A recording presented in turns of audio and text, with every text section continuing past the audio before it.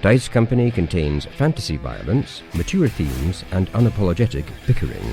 No feelings were hurt in the making of it, but listener discretion is advised.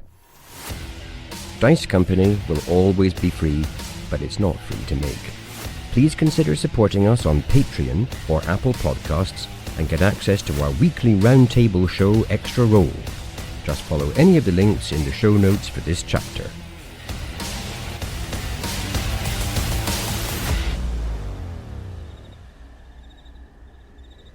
After a disturbed night's sleep, full of dreams of pale, featureless faces with black holes in place of eyes and mouths, Augustus and Vander, you awaken beneath the rocky overhang at dawn in the West Lumatorn forest. A thick shroud of mist hangs around in all directions, obscuring any extended view of your surroundings. Next to the camp stands Tock, who has set up a rudimentary alchemist stand and is testing portions of the black vein-like thing he pulled from the forest the day before. Oromykos, the mystical, sentient great fungus. The last recorded specimen was on the continent of Goresh during the Age of Illumination, finally overcome and destroyed by a powerful cabal of arcane magic users, reminiscent of the Rojan. Legend describes plagues of epigeous sporocarps blooms capable of locomotion and spores capable of corrupting mammalian life. The specimen I have recently acquired additionally appears to be corrupted by an unidentified arcane magic. Tock, that sounds like tremendously bad news. So it took an entire council like the Rojan to destroy it, and it is capable of, or the previous example was capable of corrupting mammalian life. And Augustus kind of climbs up onto a rock, thinking that he himself could be corrupted by this. Are we in danger now, Tock? Should we run? I have seen no evidence of spores, Augustus. What are spores, Tock? Some sort of airborne form of this? Indeed. Do not fear, Augustus, for I am incorruptible, says Vander, getting steadily or unsteadily to his feet. Incorrect, Vander. You are mammalian life. You may be corrupted by the spores that are emitted from the fruiting body. Vander, you may be corrupted by the offer of creme de menthe.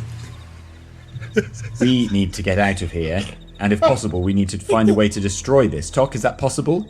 It is possible. However, it would require great effort. The fungus is large. Very well, Tock. So, to summarize our position, we're moving towards Frost Hollow, so we're going into the center, as it stands, of this network that appears to be beneath the ground. That is correct. Is there any possibility, gentlemen, that we might meet someone there who could help us destroy it? Or are we just going into danger? At the epicenter of the infection?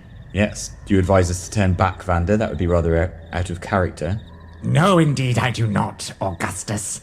I suppose that were this to be an airborne disease or pathogen, we would of course already have succumbed. In the same vein, I suggest that you make your way down off that rock. Very well, Vander. I was just stretching, as I've just awoken. Of course, Augustus. Now, Tock, if we were to journey to the center of this little mystery, do you have any idea as to what we would be looking for to remedy the problem, so to speak? No. Do the stories you're aware of from the past say anything about how this great fungus was destroyed? That information is not known to me. If we could find a cabal of powerful arcane magic users, that would be helpful. Well, we'll ask around then, won't we? Yes, we'll use the word cabal freely as soon as we arrive in Frost Hollow. Gentlemen, I have a further concern I wish to share. Wonderful. Whilst pondering our position this morning, and before Tock's revelation of a creeping death beneath our very feet, I was considering the stranger in the wood last night, and the words passed to us by the soothsayer who so kindly offered us hospice.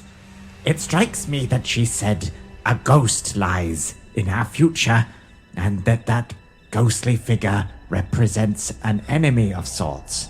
Have we not witnessed such a figure? You refer to the dark figure that appeared to not move with the wind. That is the exact apparition I am referring to, yes. Correct. A profitable conversation then, Tock. As ever, your insights are an invaluable resource. Now, Augustus, may I ask that you keep your eyes about you, as I suspect we are, once again, in the gravest of dangers. Very well, Vander. I shall endeavour not to become distracted. Is there any possibility that this apparition could somehow be linked to this creeping dread beneath the surface? Evil does love company, it's true. I wouldn't put it out of the possibility. From my investigations, the corruption was of an arcane nature, not a necromantic or vampiric origin. I suppose I should find that reassuring, Tock. There was talk of spores, and the vision did appear to break into dust of some kind. Could that be connected? Typically, fungi only produce spores from the fruiting body, a mushroom.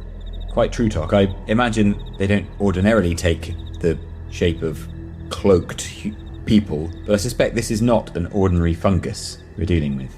Indeed, Aromycos's mushrooms were reputed to take the form of cloaked humans. I see. So we are to be afeared of cloaked figures, giant mushrooms, and all amalgams in between. I certainly no longer plan to make mushrooms for breakfast, Vander. Maybe some soup.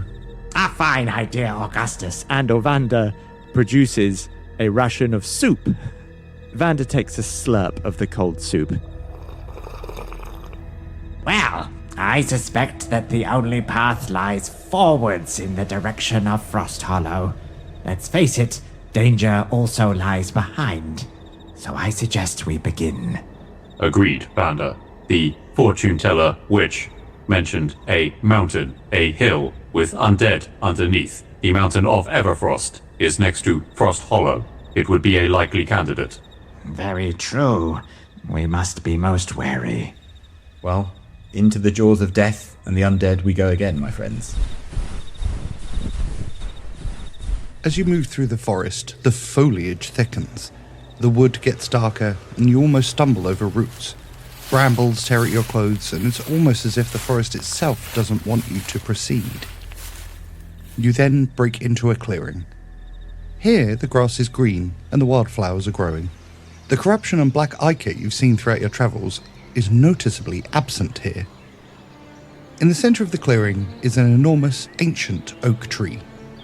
A squirrel darts up its trunk as it spots you, and you see small birds flitting around in the branches. Beyond the oak tree is a formation of rocks, and at its centre, what appears to be the entrance to a cave. The entrance is a good size, around 10 feet high and perhaps 5 feet wide. It is ringed with fungus. Sitting outside, seated on the mossy grass, and leaning against an area of rock that appears to have been carved into the shape of a chair, is a large humanoid figure. He is sitting directly in a shaft of morning light with his eyes closed, clearly enjoying the meagre warmth that the sun offers. Dave, would you like to join us at the table? He's back! Dave, would you like to describe what they see? You can see a Furbolg druid. He's sitting down, so you can't tell his exact height. But you can sense that he's pretty tall, probably quite imposing, you might say. I don't know. I wouldn't want to put words in your mouth. But he is, a Furbolg with pale blue tinged skin. Obviously, you don't know how old he is, but he appears to be reasonably young in Furbolg years. He has broad, pleasant features, so large eyes, a bulbous nose, and a gentle expression. He has shoulder-length brown hair and a tidy beard, and he's wearing a simple outfit in forest green. Vander stumbles out through the last of the brambles. Cursed undergrowth! He says as he shambles into the clearing. An area of purity, And at that point he observes the stranger. Gentlemen, we are not alone. Vander, it appears to be a Furbolg. They are known to be friendly. I see. We can approach with relative safety then, Tock? Unknown. Furbolgs are rare, reclusive, flighty. Oh, that seems to fit with the situation at least.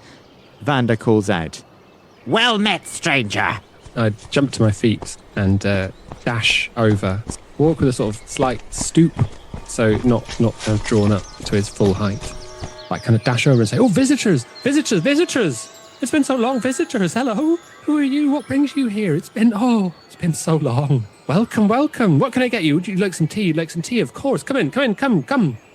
And kind of usher them all towards the entrance to the cave. Vander, it appears friendly. It appears most energetic, Tock.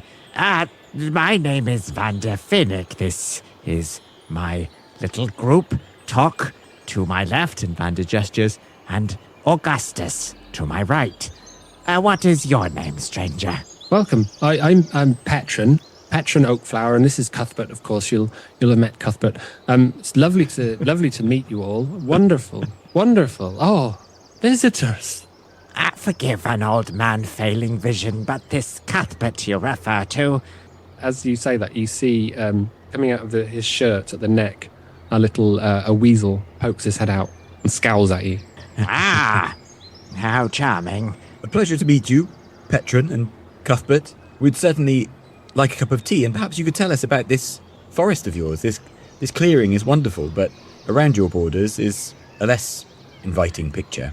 I know, terrible, isn't it? Terrible. It really does pain me to see the forest change in this way.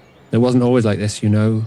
When did it change, my friend? And how have you defended, or how has this area not succumbed to the decay we see everywhere else? Well, I'm a druid, of course, a druid. As I'm sure you can tell, you've worked that out yourself. You're intelligent folk. You've worked out I'm a druid by now. I've got a certain what's the word I'm looking for? What's the word? Cuthbert, what's the word? Connection. I've got a connection with nature, you see. So I can sort of keep it at bay here in my grove. Keep that corruption away from us. We live here. We're quite happy, aren't we, Cuthbert? We're quite happy, but beyond the border of the grove, it's awful. Can I ask how big the grove is? Oh, it's not very big. It's like a large clearing in the forest. Okay. With the big tree in the middle and then the cave at the back. Vander casts around. You live in this grove, you say? It is quite the insular existence, if you don't mind my observing the fact. No, you're right. You've spotted that. It's yes, gets a bit lonely. But we keep our spirits up, don't we, Cuthbert? We keep ourselves busy, and all the animals come and visit, and that's nice. And got my hobbies, keep myself occupied. But yeah, it's not what you choose, is it? But make do. Query. In the forest of Lanasil, Furbolgs were friends of elves. Have you observed any elves in the immediate vicinity? There's not many elves. You don't see a lot of elves. Not many of them. There's one chap. I think he might have some elf. I don't know. He's not all elf. He's a bit elf. But he's not easy to talk to, He's not easy to talk to at all, no. He's the only one around I've seen, anyway. I see. You mentioned refreshments. Yes, of course. Come in. I'm so sorry. I should have done tea straight away. What was I thinking? It's been so long since I had visited, you see. Come on in. And he ushers you towards the entrance of the cave.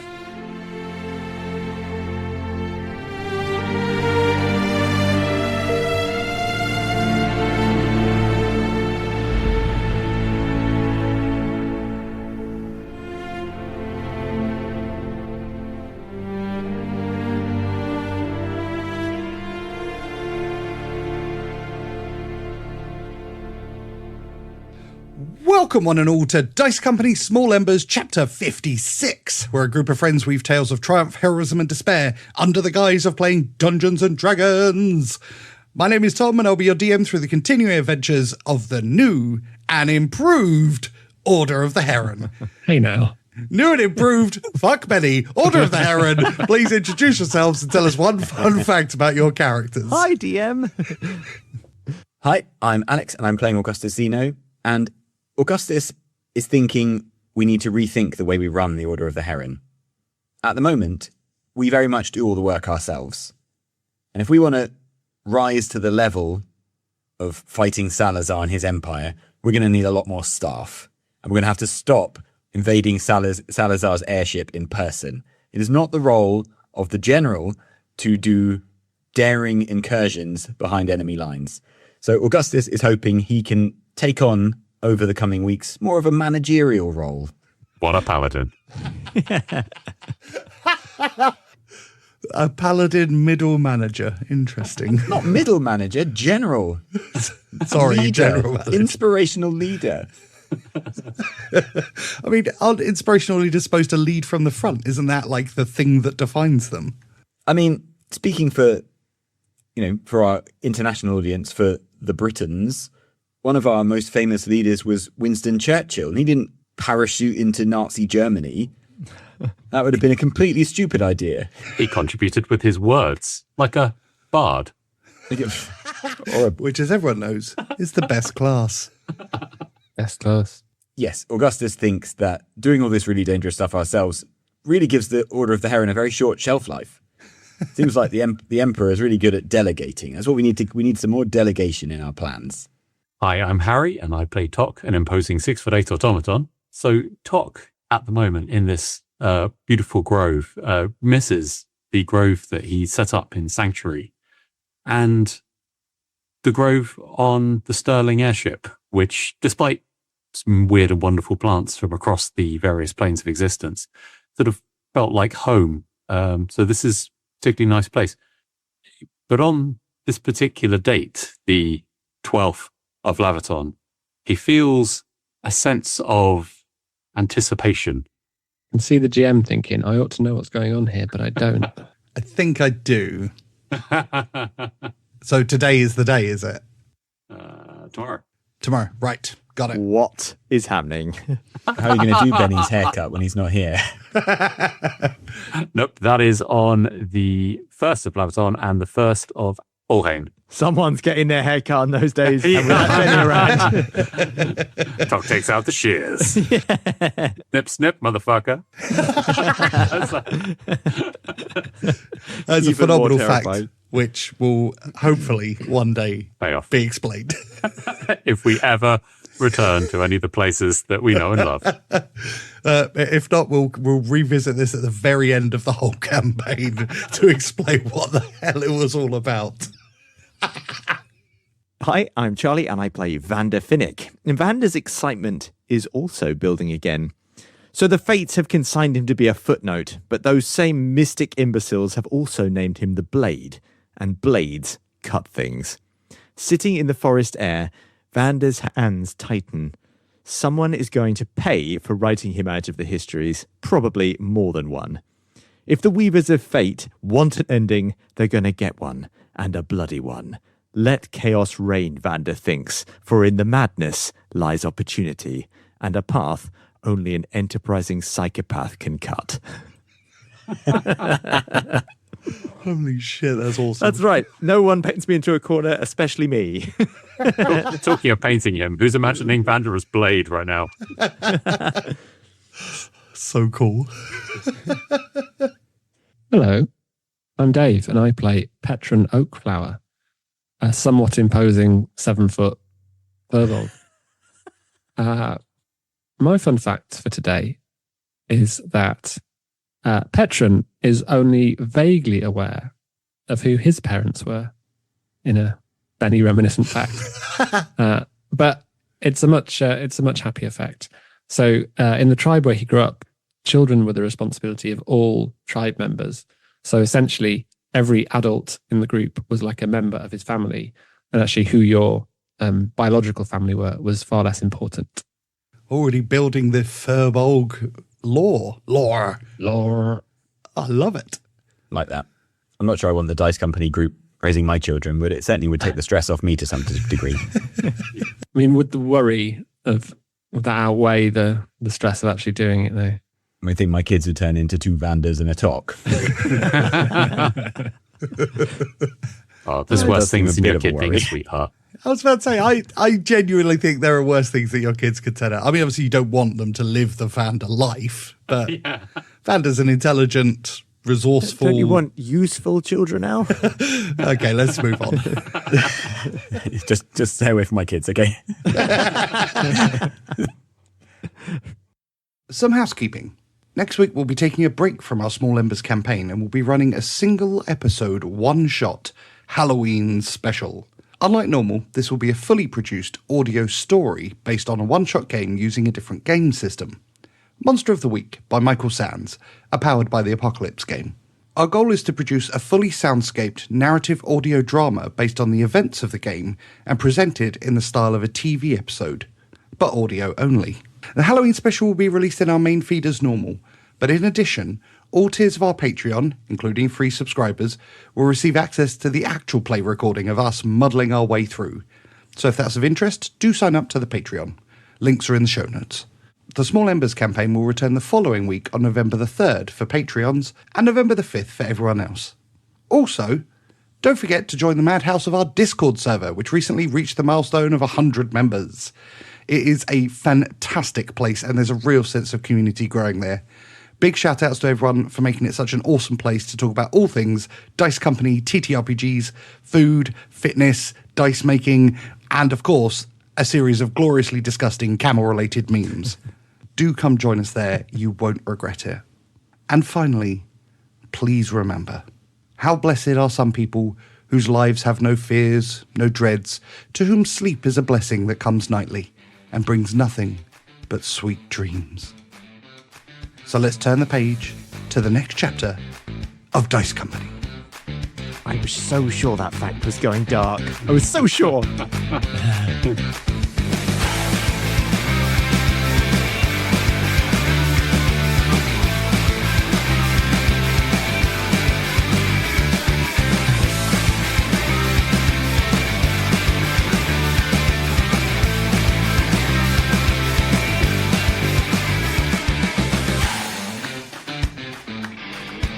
Previously on Dice Company.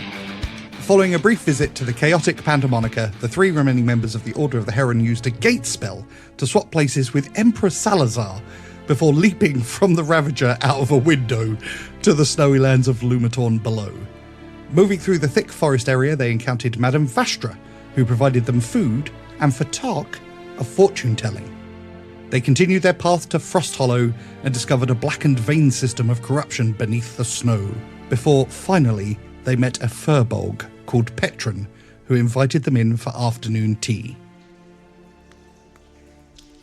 So inside, you can easily see that there is a large main chamber, which is softly lit by luminescent fungi on the ceiling. And then away to the right, there's a kind of smaller kitchen cave, which has a fire and it's got a chimney carved into the roof to keep the whole place smoke-free. And then a series of tunnels lead off to various other kind of chambers in the cave. It's all unbelievably neat and tidy. This is a fine residence, Petren. How do you keep it so clean? It's a mess at the moment. It's a mess. I'm ashamed to have visitors here, but I didn't know you were coming. Anyway. Are your lights edible? Yes, but only once. Vander's hand withdraws from one of the luminescent fungi. Do you have servants, Petren? Oh, no. Just me, and, well, Cuthbert here, and sometimes some other of the forest animals pop in, but it's just the two of us, really. The two of us. Isn't that right, Cuthbert?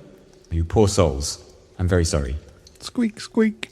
Augustus can't conceive of a life without servants. Forest animals just popping in. How intriguing. Do you converse with them? Well, you know how it is. We can make ourselves understood with one another, yeah. That is a most useful skill. How intriguing. And Vander takes a seat. I wouldn't describe friendship as useful, but I suppose I take your point. Oh, but it is quite useful, I assure you. But tell me, what do you know of this mysterious fungus that grows through the rest of the forest?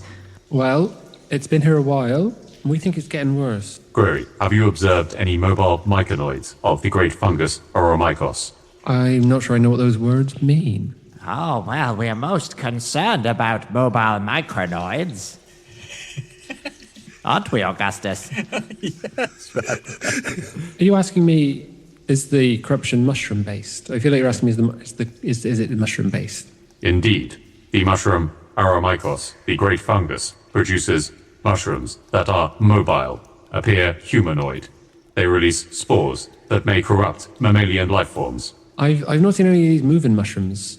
that you talk about, but it is a fungi-based corruption. It's terrible. It makes me sad.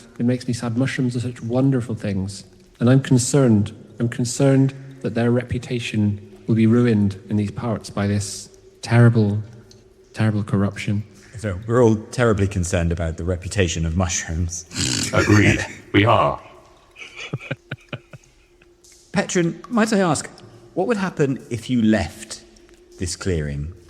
We intend to go to Frost Hollow, and your presence would be a great boon to us. Would your protective powers come with you? And would this place still be protected were you to depart? Wow, that's a question. Cuthbert, do you know? I don't know. I don't know. I don't know, Augustus. I've worked on this place for such a long time. I think it would hold for a while, but I couldn't say how long. And if we were to go in search of the center of this decay and corruption and attempt to destroy it, would you be willing to come with us to help us do that? When you talk about the center of this corruption, you mean Ericsson? Ericsson? What can you tell us of this person? Who is Ericsson? Vander's gaze snaps up. Obviously, Augustus has heard the name. He's aware of Wolf Ericsson, but he's interested to know what Petren tells us before we show our hand. Like kind of a cloud comes over Petren's face that you've not kind of seen before. He says he calls himself the king around here, and I think he's mixed up with this. It's been getting worse ever since he took over, you know. I think they're connected. I think he's at the heart of it. A king now, you say? When we last met, he was not quite as auspicious as that, but that doesn't surprise me at all. Well, I don't know if I'm using the right words. Those are the words that mean something to me. It might be the governor or the mayor or the whatever it is. Whatever he calls himself. He set himself up as the king around here. Well, if he is connected to the fungus, then his powers have indeed grown. Troubling. Augustus feels a very strong urge to get the crown of Cantioch, put it on his head, and lead a camel-based cavalry charge on Frost Hollow. He envisages himself dethroning this pretender, but he pushes that thought aside. Petren, says Vander, cutting in again, one assumes from your choice of words that you are no ally to Wolf. Petren looks down for a second and kind of strokes the little weasel that's sticking out of his shirt, kind of without it looking like it's conscious. And he says, if you tell me you're going for Ericsson, I'll drop everything this minute and come with you. Vander turns to his shoulder, briefly conversing with Bellerophon.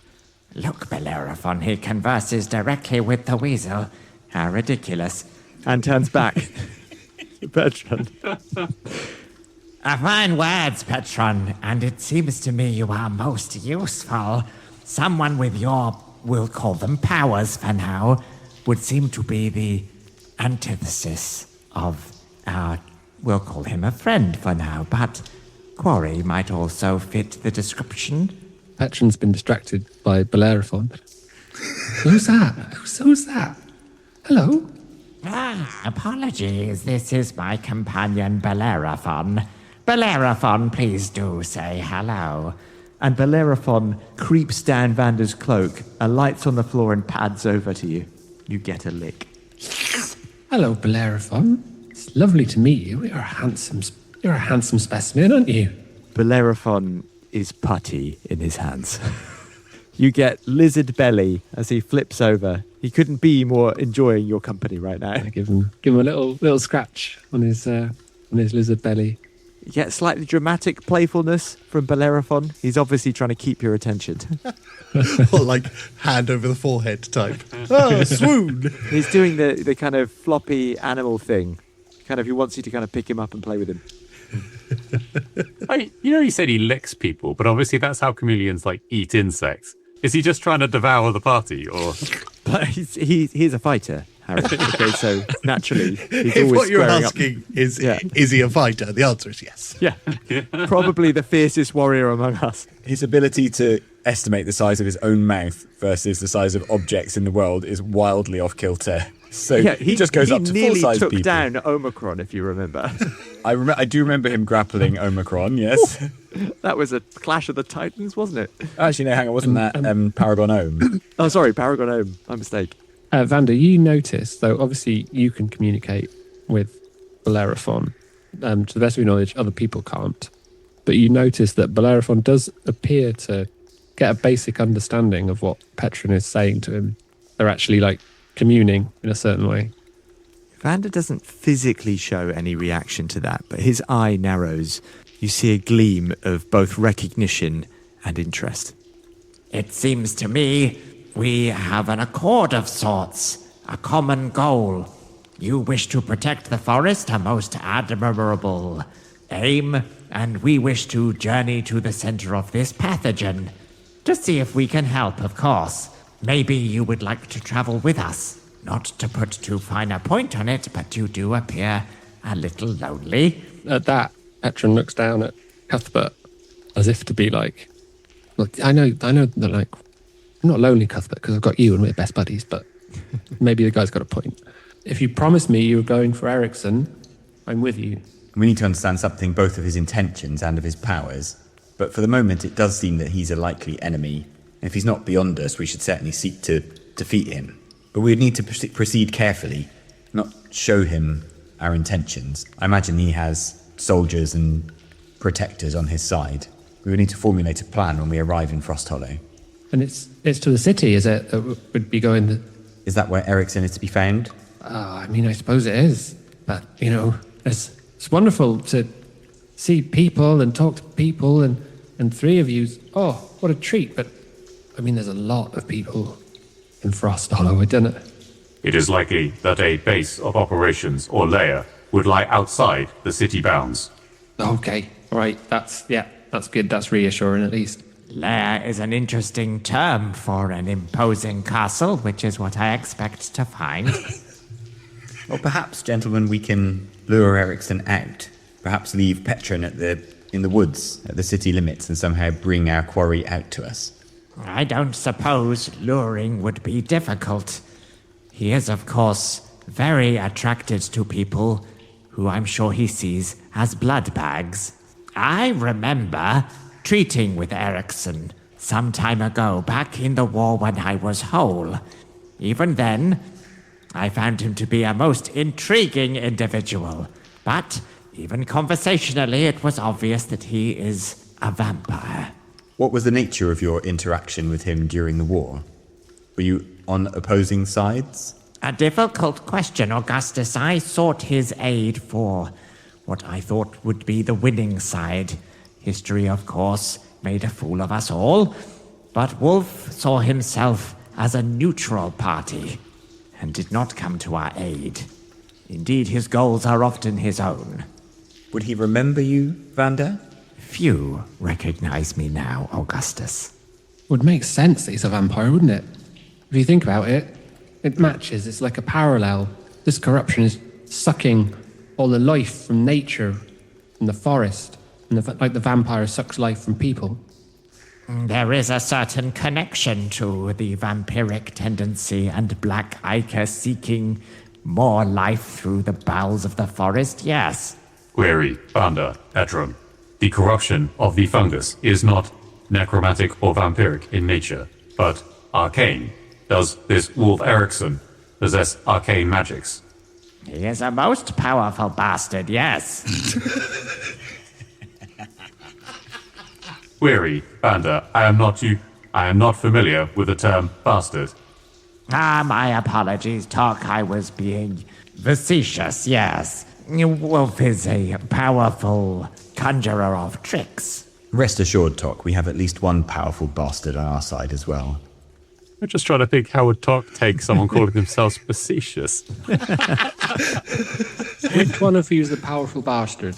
My friend Vander here. At your service. And Vander bows. I think he would object to neither term. We've not had that tea. And Petren scuttles into the kitchen to find the finest of his many brews. As he does that, Vander gestures the other two in the group closer so they can quickly discuss their new potential travelling companion. Gentlemen, I confess I rather trust this stranger. It seems to me highly unlikely that anyone seeking to harm us would spend many years hiding in a cuboid of space, hoping that we would venture across them. Agreed. This is once again a very profitable conversation talk. Augustus, maybe you would add some color so I don't go insane. Well, it's tempting to remain silent, Vander, on that basis. However, I agree. This oasis is a testament to Petren's good character. I think we may trust him. Although, of course, we are in a dangerous place, and so we should be alert to any changes in his behavior, just in case he's not as trustworthy here as he, at least for now, appears to me. Indeed. Petren pokes his head through the doorway and says, I'm terribly sorry. I don't know if you thought you were being stealthy there, but I'm afraid I heard every word. And I'm delighted that you think I'm trustworthy, so thank you for that. I'm going to go and make the tea now. Thank you. Thank you, Petren. Apologies for our rudeness. My God. We have learned to be wary, although apparently not to keep our voices down. Do you think he heard us, or was it the weasel? I think we were shouting in his cave, and he's in the cave. Very possible, yes. Well, spilt milk, and so forth. Tock looks so confused right now. You guys sit down to a delicious afternoon tea served by Petren, and we're going to take this as an opportunity for you guys to have a long rest. The much needed multi-planar long rest is finally happening, so you may recover all missing hit points, all spell slots, everything that you need to do, you can do while you're in the safety of Petren's Grove. Drinking tea and eating mushrooms. Drinking tea and eating mushrooms, exactly. Are there any reindeers nearby? You would have to ask Petren. Oh, it's snowy outside. There's a chance. You're preempting facts.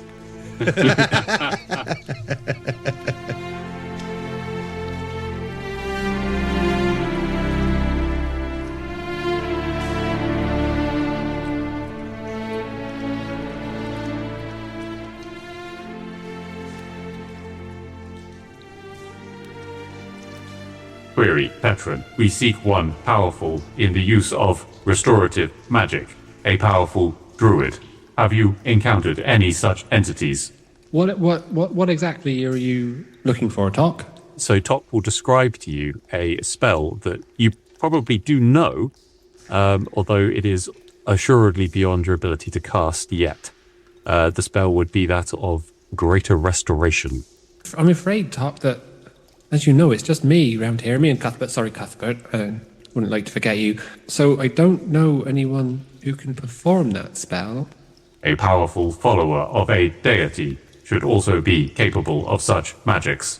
As he says cleric, or a follower of a deity, he'll turn to Augustus and Vander, will pointedly say, Augustus, Vander, are there any major religions in Lumatorn? Tock, when last I was here, the people of this realm worshipped Isidore. I obviously cannot tell you what has happened under the kingship of our friend Ericsson. I imagine perhaps things may have switched to an altogether darker religious faith. The goddess of life would be appropriate. Are any powerful followers of the goddess of life known to you? Tock, when I was here, and it was, around 10 years ago, there was a priest, High Sepulchre Marsh, I believe a powerful follower of Isidore, but I had no cause to ask him for any great assistance, and I did not really know the man. But that may be a place to start, at the very least. You have my thanks, Augustus. We should pursue this matter. Any possible help we can find in Frost Hollow would be most welcome. I don't know if we can slip into the city. And sorry, DM, another question. Would automatons be an odd sight in Frost Hollow? They're not common there, so it would be a slightly odd sight. But the people of Frost Hollow, they keep themselves to themselves. They don't really pay a lot of attention to strangers. They don't like getting in each other's business, from what you remember. Gentlemen, perhaps we could enter the city. With my fine cloak, I could produce some expensive-looking clothing for to pretend to be a rich enough merchant to have an automaton servant and perhaps a clerk of some kind, a Gary Pencil character. You wish us to don disguises, Augustus? A fine idea. Well, Vander, quite. I fear you may not get the chance to visit the shops before we enter the city, but if you have anything in your repertoire available, then perhaps a rich merchant and his servants would make sense as a believable group to be travelling in these lands. I will consider the problem, Augustus. Oh, for a wardrobe of holding. At that point, Vander casts around him, realizing that Bellerophon has wandered off. As he looks around, he sees Bellerophon has used his sucker pads to make his way onto the roof of the cave. At the point that he catches Bellerophon eats one of the lights. Roll a d12 for me. Oh, shit. That's a 12. He bites into it, chews for a moment, and then his eyes roll up to the top of his head, and he just falls from the ceiling, lands on the floor dead, and then disappears in a puff of smoke. Ah, yes. Vander looks around to see if anyone else has observed that. Yes. Yes. I mean, it's I would say the fuss that he made and the noise, the wet slap that he made when he hit the floor. On seeing Bellerophon kind of disappear in a puff of smoke, Petren, who had initially looked very concerned, no longer really looks concerned because he's understood what manner of creature Bellerophon is and is therefore not troubled. He is a fighter, you understand? And obviously interpreted the luminescent mushroom as a threat. Well, I mean, I suppose it was in a way. I think he would consider the match a draw. I'm sure we all agree. Well, if there are no further conversations to be had, I will get some rest. If you will permit me, that is, as the host. Oh, of course. You're welcome wherever you'll be most comfortable. On milder nights, I like to sleep outside in the grove there on the mossy grounds, very comfortable. But if you prefer to be inside, please feel free to choose any chamber which takes your fancy. Probably check before you eat any of the fungi within. Of course, I will peruse now. My thanks to you. And Vander shuffles into the cave network. Augustus does the same. He's going to sleep in a cozy cave. He's keen to have a roof over his head after the last night, feeling spectres and snow all around him and creeping corruption underneath. Tock is going to go and take a look and peruse all of the different fungi and plants that are in this cave with great interest, and will also procure himself some water. Petren kind of follows him in and says, where would you like to sleep? Tock, wasn't it? Correct. I do not sleep. I will remain on watch by the door. I hope you won't think it's rude, but Cuthbert and I have been wondering, what are you, Tock? Am an automaton, a machine created.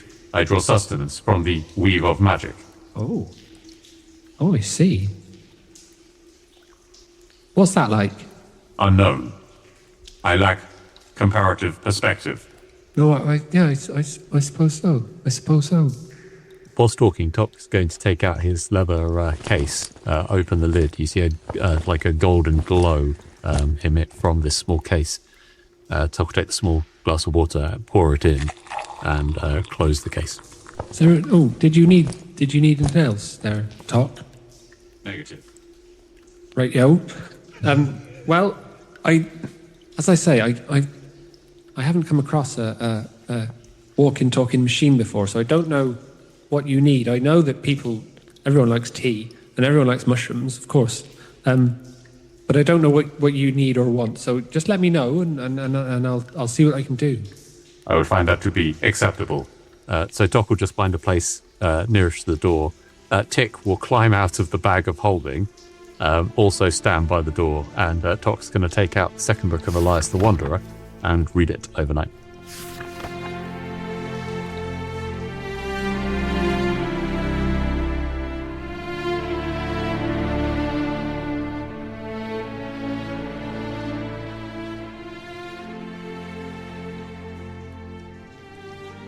Petren, immediately presented with Vander, immediately in front of him. Quite startling. Oh, Hello, Vander. Is there a problem? Do you need more? You need blankets or something? No, this is a most comfortable abode. My gratitude to you. I do have one little question. Something just tickling the edge of my mind. I wanted to ask you if you had a moment. Oh, yes, of course. We're an open book, aren't we, Cuthbert? That's a wonderful phrase and one I enjoy hearing a great deal. Since we are due to be companions, I like to understand those I travel with. What is it you hate about wolves so much that causes you to take up our call to arms so willingly? I believe, Vander, that Ericsson, if not the cause of this blight, he's made it worse. He's using it. He's doing something with it. He's responsible for the corruption of the land. He's responsible for the corruption of the people who live here. And I believe that if we destroy Ericsson, the blight goes too. A defender of nature, then. A most satisfying motive. This was a useful conversation. My thanks to you, Petren. I will now sleep like the dead. Well, let me know if you need anything, Vander. Good night to you. And you, Petren. And Vander shambles back into the gloom. While Augustus and Vander are asleep, they won't notice, and nor will Tock, because Petren, unobserved in a side chamber, becomes invisible and just spends a smaller amount of time quietly padding around the cave network, just observing his visitors, looking comfortable and settled, and he just looks very pleased. Okay, well, as you enter Vander's room, of course, Vander doesn't wake, but you notice that Vander sleeps with his mask off. You observe the desiccated side of his face and a glowing orb where his eyes should be. The eye, while Vander sleeps, appears to move, though it doesn't detect you. Well, I guess we're all trying to out-creepy one another, aren't we? Augustus is just snoring away happily, his moustache flapping in the breeze. Like Flanders. Stupid, sexy Flanders. Exactly. Those are the words that I use to inform all of Augustus's decisions, especially in terms of moustache maintenance. Okay, so you awaken the following morning after your lovely night's rest. Augustus! Vander says, emerging from his cave. You're looking well rested. Thank you, Vander. You're looking... Why, thank you, Augustus. I appreciate the sentiment. You're welcome. I do feel rather well myself. Wonderful, Vander. Petren, I thank you. This is a most comfortable place to stay. Well, we do our best, don't we? We do our best, Cuthbert. Vander draws closer. As a druid, I was wondering if you possessed herbs of the variety that might be used for burning. You don't tend to burn herbs, Vander. That's not very practical. We've got plenty of firewood nearby. I am afraid you don't take my meaning. I have ailments and often choose to reduce the otherwise quite difficult existence I inhabit. I don't suppose you have any smoking tobacco or the like? Vander, if you require medical assistance, I can provide. Tock takes out his smelling salts. Tock, no, that is absolutely fine. Thank you for the aid, if that is what you call it. Vander turns back to Petren. Once, when I was on a particularly long voyage on an airship, we completely ran out of the substance I desire, and we were forced to smoke bootlaces. A poor substitute, but it passed the time. It played hell with boots, I imagine. Yes, lots of tripping, Augustus. Well, I have to admit, Vander, I'm not quite sure what it is you're looking for, but I've got wide selection. You're welcome to take a look and help yourself to whatever you think is going to be most useful. I confess I don't tend to smoke the herbs. I put them in a lot of teas. Many of them have been very medicinal, and often quite pleasant, some quite pleasant effects. But yeah, take a look. And he shows you into the kitchen where there's kind of jars and jars of a range of herbs all on a shelf. A medicinal tea sounds most delightful. says Vander, hinting heavily, but also investigating the herbs to see if he can have his cake and eat it. So I don't know if that's he wants the medicinal tea and to smoke some medicinal tea. he does. Give me an investigation check. Let's settle this once and for all. I'm going to say I have quite a lot of knowledge as to what I'm looking for. Can I have this advantage? Yeah, go on then. I should also point out, though, you do have a massive bag of the stuff that you've just grabbed from... Listen, there's always stockpiling. It's important. Okay. So 16.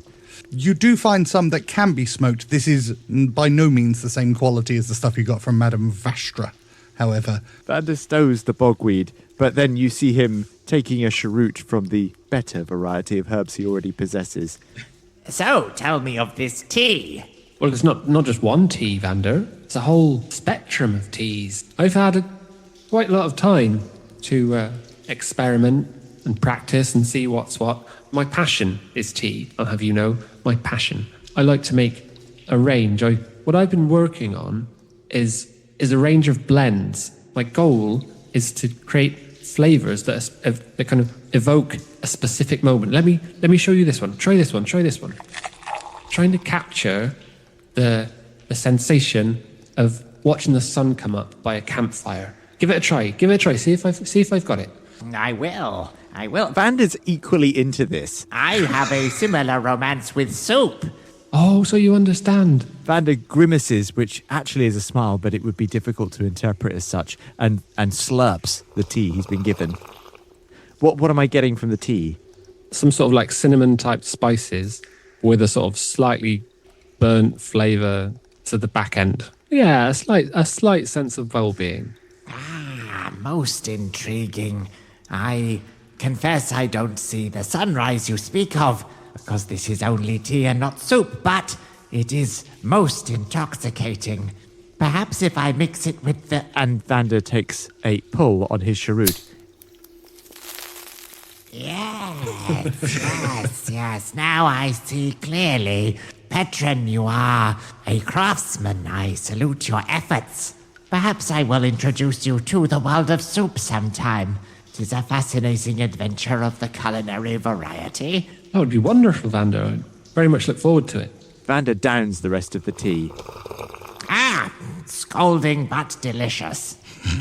I feel like I could walk for at least a few minutes. This is an improvement, so shall we off, gentlemen?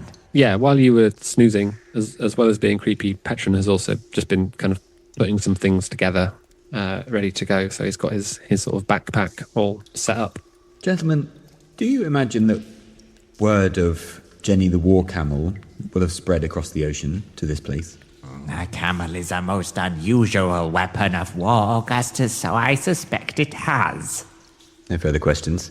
You guys, with your new friend, pack up your things after your long rest and you head out away from the grove in the direction of Frost Hollow. As he leaves, Petren steps out into the middle of the grove and just kind of places his hand on the large oak that's growing there and just says, "May the Nourisher watch over this place," and then walks away but looks back as he reaches the edge of the clearing in a sort of fond look. Would there be any acorns lying about by the oak? Time of year is the equivalent of like September time, I think. So probably, yeah.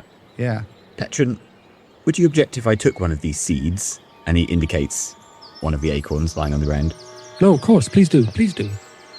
Thank you. It feels like perhaps we could plant it somewhere after we fight back whatever this disease is that's spreading in the forest. An offspring of your wonderful oak tree here. That is a good idea, Augustus. Tock will pick some up as well. You may add them to your inventories. Okay, so you guys head off on the road in a northeasterly direction. The weather outside of the grove is immediately cold and windy and wintry and exactly as horrible as it has been. The mist has also returned that is obscuring your view and slowing your travel. After almost a full day's travel, Vander, you estimate that you are probably half a day away from Frost Hollow at this point, and you find that the forest opens up slightly and there is a wide dirt path ahead of you. Augustus, you will recognise this, or positional-wise, you'll know that this is the Kashmir Road, which heads from the south of Cantioch all the way up into Lumatorn and straight through to Frost Hollow. So you now have the path that takes you directly there. As you're on the edge of the forest tree line, you hear the spinning of wheels as a stagecoach approaches. It is beautifully designed, dark wood, and it's got windows with little curtains that are closed. And there is a man with a hood who's riding and keeping his head down, and he does not seem to have noticed you. Vander, do you think we should accost this vehicle? Attempt to stop it? Is there any possibility Ericsson could be within? How many people could ride in such a fine coach? The livery suggests nobility, certainly. But I do not suggest accosting Ericsson directly. My intuition suggests subterfuge. If you glance over to Petren, you will see that he appears to have shrunk by about a foot and taken on a much more humanoid appearance than his regular Furbolg self. Like all of a sudden when the coach appeared, or through the walking day? Yeah, when the coach appeared. I suggest we try to ascertain who is in the coach. I may be able to help there if you would oblige me by hiding nearby. Very well, Vander. Vander does step onto the road and hobbles into the, not quite in the line of the coach, but certainly a little bit too close for comfort. Tock and Tick will hide with Augustus. If Augustus is next to Petren, he'll say, Petren, how have you changed your appearance like that? It's a neat trick. Augustus, Benny was capable of such an illusion. I believe it to be magical in nature. Well, that's right. I'm fairly noticeable, and sometimes it's a little better to blend in. I thought I might blend in a bit better. It is wise. Oh well, let's keep our heads down and wait for Vander to start a new battle. I give it 10 seconds. The driver slams on the stagecoach brakes. That's right, I remember that brakes exist on stagecoaches. Does a handbrake turn? Because I learned from my mistakes. And there's a screech as it comes to a stop, and the horses whinny as the driver pulls back his hood, revealing a beautiful, long, blonde-haired male with pointed ears. His skin is almost kind of glistens in the dull, misty light. What are you doing, you damned fool? Forgive me, kind and beautiful sir. Vander rasps with his cloak right down so you can't see his face. I'm not but a humble beggar making my way to the big city in the hopes of living another day. I am parched, I confess. Would you find the charity, perchance, to feed or grant me just a few cups of water? And a gnarled hand shoots up. Give me a deception check. I thought you were about to cast Mind Spike or something and just leave it open just for you to finish that sentence. And just in from case. that hand comes a fireball. He so should have played a bard. I know, right? You play the character exactly like a bard should be played. 24 for deception. Oh, it is a tragic story. And he leaps from the top of the stagecoach, landing deftly, making no imprint in the snow as he walks over towards you. Come, my friend, we shall take you to Frost Hollow and make sure that you are fed and clothed and get you a place to stay. It is the least that we can do for the people of Lumatorn. You are too kind, sir. I don't wish to impede your journey. Who travels this way? The coach is empty. I've been sent to pick up a prince and bring them to Frost Hollow, but I can take you there first, and then I shall go pick them up. They can wait. To ride in the carriage meant for a prince? What a unmitigated pleasure for the likes of me, a humble nobody from nowhere. Nobody is nobody, especially not you, my friend. Well met. My name is Luaren. And he offers his hand. A pleasure, Llewellyn. Vander says, mangling the name. My name is Simon Slubbins. Simon Slubbins. I'm willing to bet that there's no one on planet Earth right now called Simon Slubbins. Wait, Junior Juju. Joey Jojo, yeah, sorry. Joey Jojo. Slubbins is not a name I recognize, but it is It is good to meet new people. It is a popular surname in the fraternity of those who shovel manure. He looks you up and down and kind of takes you at face value. I see. A work accident to explain your look. I'm afraid I'm no longer suited to my profession, hence my rather disheveled state.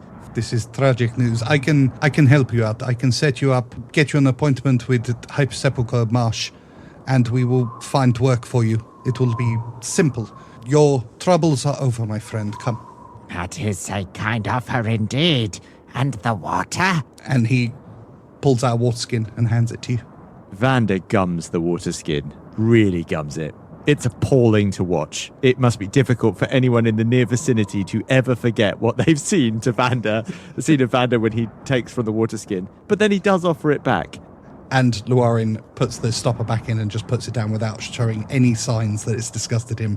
He then grabs you by the arm, puts it around his shoulder and lifts you up and begins to carry you towards the stagecoach. Vander looks disappointed that he didn't get to keep the water skin, but allows himself to be lifted into the stagecoach. Forgive me, driver. I have been remiss. I forgot that my travelling companions will also need a lift, and I'm sure a coach like this can take more than just little old me. Where are your travelling companions? I see only you. Give me just a moment. And Vander calls out, but in Vander's voice, that sounds abominable and is not something that anyone should hear twice. But you can just about recognise that as a beckoning. Augustus, what alarm? Vander appears to be in pain. So Augustus uses his cloak to change his clothes to be very poor. What Augustus imagines to be peasant clothes. So kind of the clothes of like a fairly well-to-do merchant. And he comes out and, trying to bluff the fact that we've just clearly been hiding very close by, goes, "Oh, that was a fine lunch. Come on, men. Oh, a coach. Look at this." There they are now, my fellow members of the Great Unwashed. Upon seeing you, Llewellyn immediately drops to one knee. Augustus. "Done. My prince, what are you doing out here? I was told to pick you up to the east of Frost Hollow. How have you made it here?" Prince? I'm confused, my friend. I'm no prince. "You are Fabian Augustus Zeno Donothlian, the Prince of Gothama, and the guest of Warden Wolf von Eriksson." And we will end it there. Oh, Shit!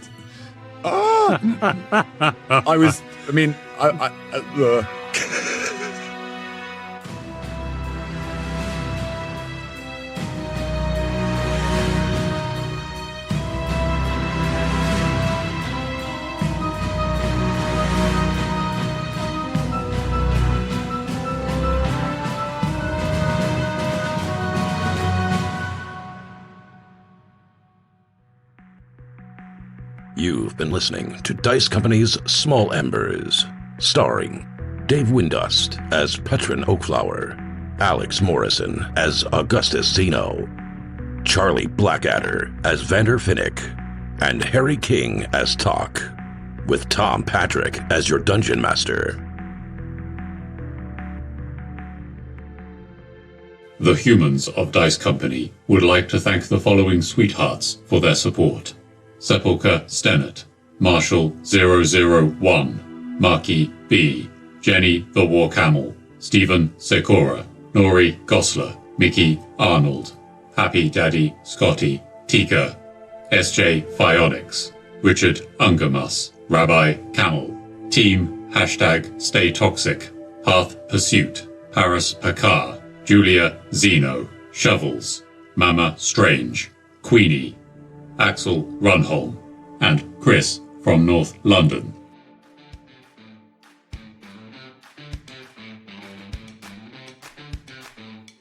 It does feel a bit scary. We're in a bit of a scary place. I know we're in old Bombadil's hideout at the moment, but Yeah, old Patreon's got us. Patreon. You introduce a character called Patreon. I'd stay near this Really guy. unsubtle advertising. Yeah, let's subscribe to this guy. We'll probably all die. What's your name? Dice Company Patreon. Oh, fascinating. Squeak, Thanks for squeak, listening, motherfuckers. everyone. Squeak, squeak. Squeak, squeak, motherfuckers. Thanks for listening, everyone. Now over to our town crier, Alex, for an update from the Dice Company Sorry. universe. Disney need to definitely change their style. Shut up about Disney. This is all completely unusable. For fuck's sake. What They make is it wrong easy, with innit? you? Sort it out, for fuck's sake. Just love squeak, squeak, motherfuckers. That was a fork in the road for Disney, wasn't it, when they chose not to use the tagline squeak, squeak, motherfuckers. Christ, they came up with Lion King when they did, right? I mean, if they'd gone with squeak, squeak. Shut up. It was going to be the Mouse King. With the tagline, squeak, squeak, motherfuckers. I tried to stop. No, you didn't. That is a lie. I saw no evidence of you trying to stop. My glasses have steamed up. I can't see. Blame us. It's Disney. Just the murder weapon. Disney are not to blame. Disney are a great company. We love Disney. The end of the Disney conversation. I, for one, support our new Disney overlords. Exactly. Great. Now, over to our town crier, Alex. That's what I say. Our time crier. Our time crier. Just lamenting the passing of time. 11 minutes past 9. And now over to our town crier, Alex, for an update. For fuck's sake, an update of the Dice Company universe. What are the Dice Company universe doing that is unrelated to litigious, massive companies of, for fuck's sake? Pretty Is that going aggressive in the end? questioning. Right, everyone shut the fuck up. Astounding. Right. Check my notes quickly. Tock, you appear to be malfunctioning. You know those little cogs you see when computers are working? Augustus, check the heat fans. I believe we have to update our talk unit. You made me snort my coffee. That is an unadvised way of consuming coffee. Yeah. Thank you, Tock. Probably not going to try that again. Tock's heard of noses. Seems like a bad place to put coffee. Brag about having heard of noses. Look, he's not just heard of them, he's seen them. Oh, he's an expert then, is he? There's not some kind of bit like, no, I'm not getting dragged into a conversation on join us. fucking noses. After a disturbed night's sleep, full of dreams of pale, featureless faces with black holes in place of eyes and mouths. Lore. Thanks for listening. Please consider supporting Dice Company on Patreon, where for the price of a cup of coffee, you get access to a whole other show, Extra Roll, as well as an ad-free listening experience. The Dice Company Discord server, along with our socials, can be found on our Linktree in the show notes. If you enjoyed this chapter, please like and subscribe, and don't forget to recommend us to your friends. If you didn't like it, recommend us to your enemies. And we'll see you next time on Dice Company.